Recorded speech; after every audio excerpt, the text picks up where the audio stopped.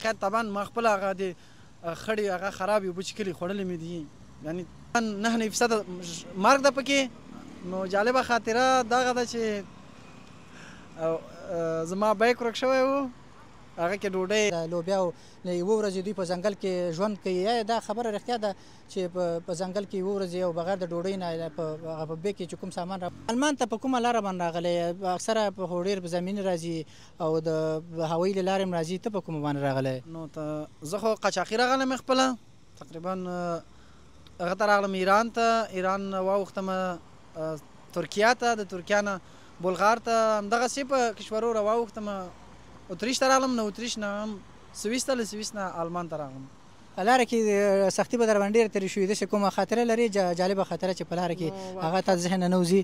نو واقعیت لاره خو ټول مرګ و ژوند ده، تقریبا 9% مرګ ده پکې. نو جالبه خاطره دغه ده چې زما بیک ورک شوی و هغه کې ډوډۍ تقریبا هر څه شی ورک و.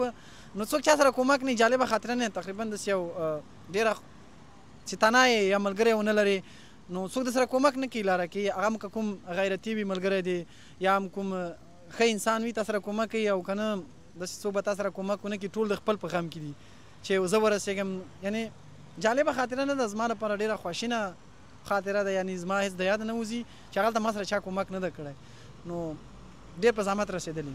بالکل یو خبره ده، اکثره د افغانان چې راځي د بلغاریا په لاره باندې راځي، وایي ځان سره کله چې ترکیې ته راځي نو ځان سره د لوبیاو له یوه ورځې دوی په ځنګل کې ژوند کوي. یا دا خبره رښتیا ده چې په ځنګل کې یوه ورځې او بغیر د ډوډۍ نه په بیک کې چې کوم سامان راوړي دوی باید په هغې باندې ژوند وکړي؟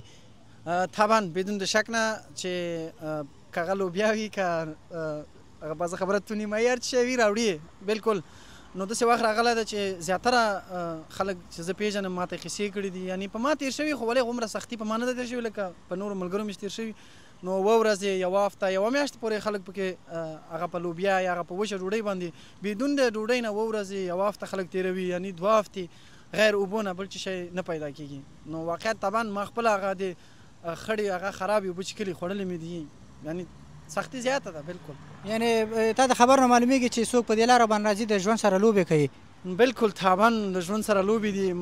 ما درته مخکې ویل چې 9% مرګ ده، 1% ستا ژوند ده.